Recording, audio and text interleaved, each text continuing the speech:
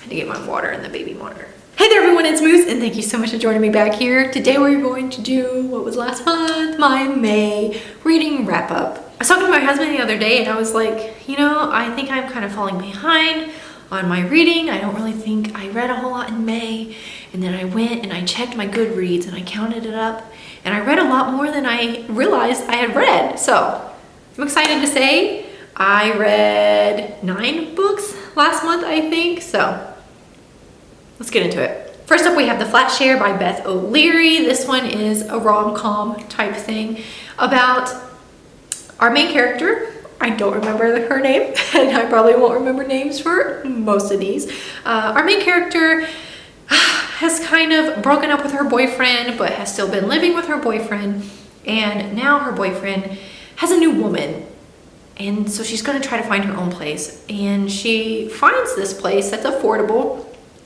But the thing is she has to share not only the flat with her roommate, flatmate, bedmate, she has to share the bed as well. So the guy works night shift, she works day shift. So they're technically not supposed to be in the apartment at the same time. So they'll never run into each other. So they both agree that this is fine, you know, we're never probably gonna meet. It's a little weird to share the bed. You know, he kindly asks her if you'll take this side, I'll take this side. That way we're sharing the bed, but maybe not the exact same space, that kind of thing. And they end up communicating through notes that they leave in the apartment because the guy that she is sharing the flat with has a girlfriend already. And of course she's kind of a little possessive, isn't the right word, but she doesn't want her boyfriend to be sharing a living space with another woman. So she kind of handles all the correspondence between the two. So since they don't talk in person, since they don't talk on the phone or anything like that, they leave notes around the apartment, around the flat for each other. They eventually do meet. Some other stuff happens. It's cute. I listened to it on audiobook. I would suggest audiobook. I don't know that I would have stayed as invested in the story if I had read it physically, but it was cute. Next up, I have a funny one. I have Dial A for Aunties by Jessie Q. Santano, I think is who wrote it. Apparently this is a series that I might go check out some of the other ones if they're out yet. I haven't looked. I just see on Goodreads it says like Aunties #1 or something, which usually means it's a series, but I haven't read any of the other ones. And this one, all right, I'm gonna put spoilers like somewhere around in here because I have to maybe spoil this one just a little bit. I'm not gonna try to spoil all of it. I just have to talk about this one. Okay, so in this one, our main character, they're Asian. I can't remember exactly where she says they're from. I'm sorry, I can't remember. But she's Asian and her parents, her family, definitely, I won't say struggles, but you know, their English isn't as great as hers is. She grew up in America, so she's pretty fluent and stuff like that, but she's not fluent in her, you know, heritage language and stuff like that. So she's kind of this buffer between her family and America, you know, English speaking people. Her family can speak English, it's just kind of broken English. She really likes this boy when she's in college, but she feels dedicated and kind of responsible to hang around with her aunties and her mom because all of their husbands have left them and she doesn't want to be the one to leave her family as well. And so instead of going off with the boy that she actually loves, she ends up breaking up with him and she stays with her family. And our story starts where she's older now. It's been a while since she's been with this boy. And so her mom decides to make a online dating profile for her, for the daughter, and kind of pretends to be her. And she finds this one guy who she sets up a date with and she tells her daughter, she's like, hey, I found this really nice boy, you need to go on a date with him. And her mom, bless her, was innocent and was sending very sexual innuendos when talking to this guy on this dating website, like eggplant emojis and, you know, the water dripping, all that kind of stuff. Not realizing what she was actually talking about. She thought she was talking about food. She thought she was telling this man that, hey, my daughter really likes eggplant, or hey, I really like eggplant, since she was speaking from her daughter's perspective. She doesn't find this out. The main character doesn't find this out until after she's already on the date with this guy and he's kind of being very sexual towards her and she doesn't like it and he won't back off and she doesn't really understand.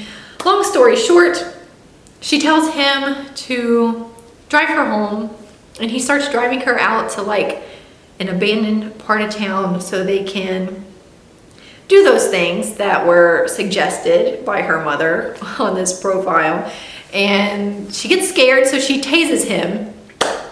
They crash. She wakes up. She thinks he's dead, so she throws him in the trunk of her car because she doesn't want to be driving around with a dead man in her car. Why she doesn't call the cops, I don't know. So she gets home and she's like, Mom, this guy you set me up with was a creep. He was going to do some things with me that I was not okay with. He's in the trunk of my car dead. And her mom takes it in stride, and she calls all of her sisters over.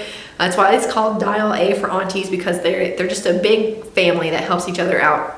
So they all come over and they're like, well, you need to do something with this body. I forgot to mention their wedding planners.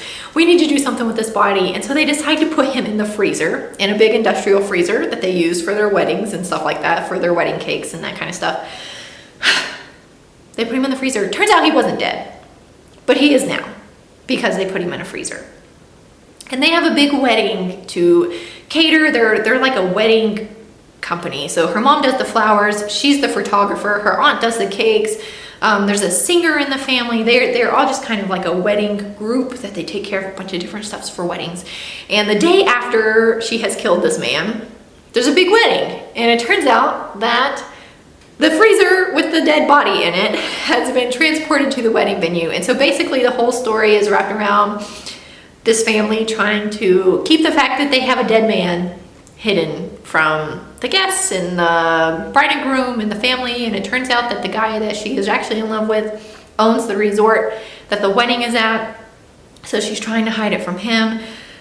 The part I want to spoil is at the end, they peg it on somebody else and get away with it. This man has died. They killed this man. They committed murder.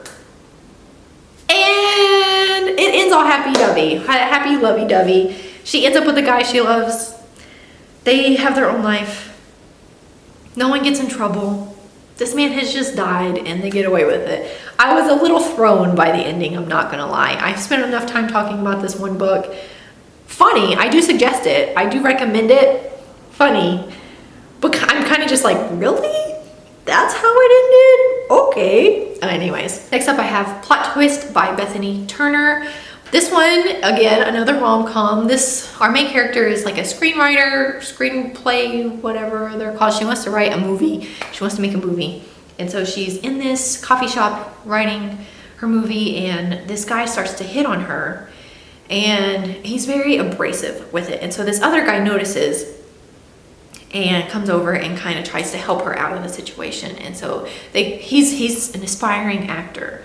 And so when they're leaving the cafe that they're in, they kind of make this pact that in 10 years, they'll both come back to the cafe and they'll see where they're at. He says he's going to be this big movie star, and he will kind of be the main character in the screenplay that she's writing.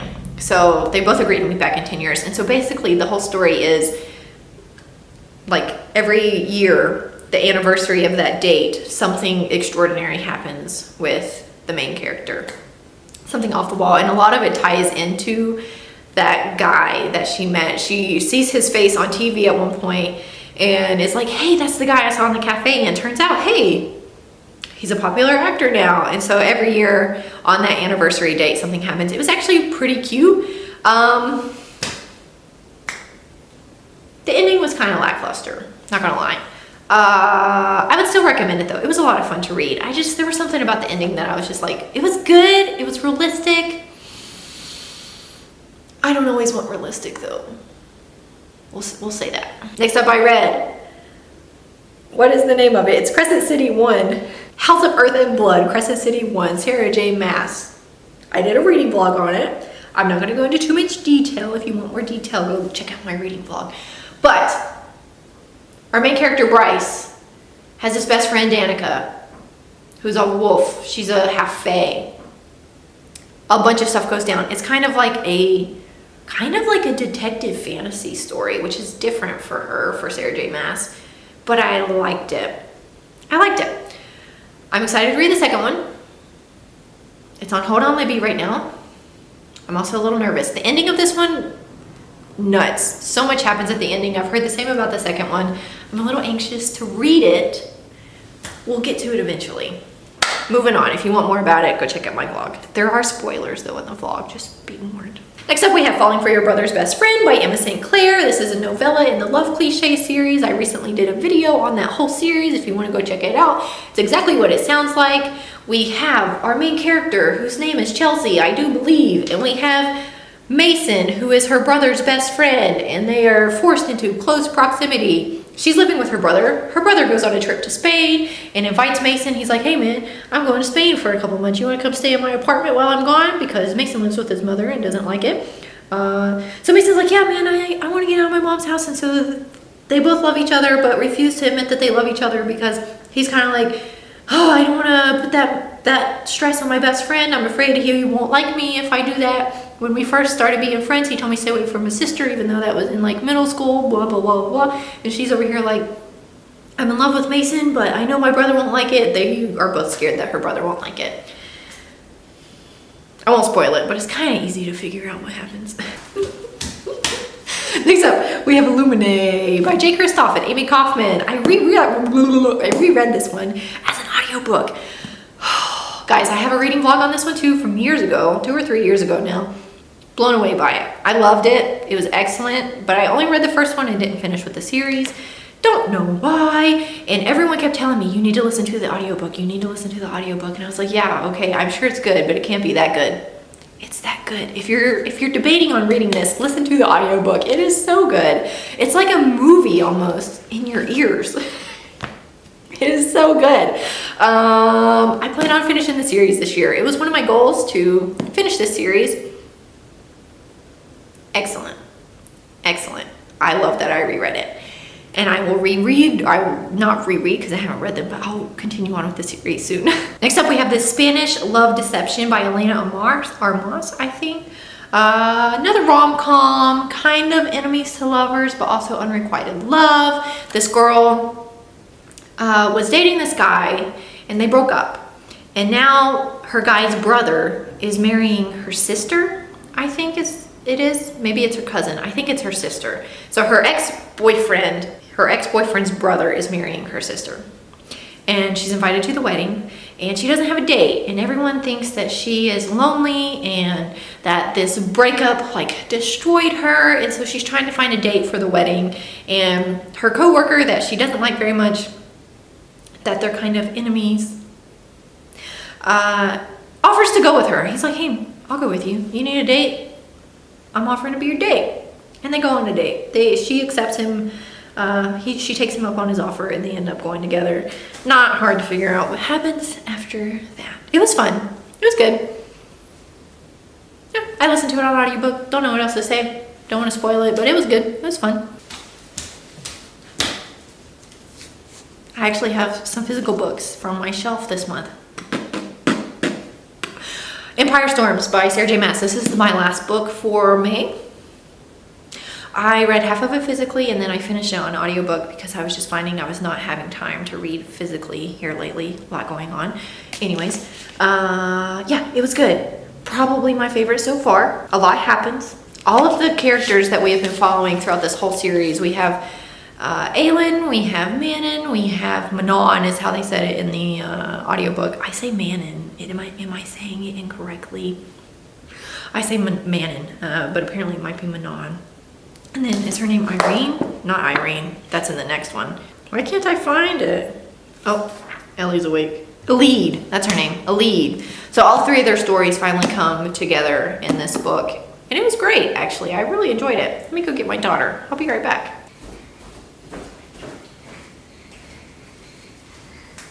Oh, goodness. Is that you? So yeah, what else? They all come to a head. They all meet together. It was good. Like I say, probably my favorite in the series. I don't want to give too much away because it is like the fifth in the series, kind of 5th/6th, depending on how you read Tower of Dawn. Anyways, good. I'm almost done with the series and I plan to make a video when I am. Anyways, there we go. Those are all of not the videos, those are all of the books that I read in May. Again, I thought I had only read like 2 or 3 books. I did a lot better than I thought I had, so I'm happy with that. What are you looking at? Kind of off to a good start in June so far, so I'm feeling hopeful. Overall, I think it was a good reading month. I enjoyed most of what I read. So yeah, thank you guys so much for watching this video. If you liked it, be sure to subscribe down below and leave a comment. You guys are awesome. I am so thankful for you. Let me know how your reading went in May, and I hope your reading goes even better in June. Thanks. See ya! Can you see ya? Oh goodness. You see it? Your hair's wild today.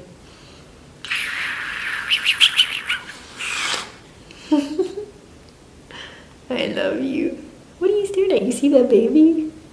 Are you looking at that baby? Isn't she so pretty? Isn't she so pretty?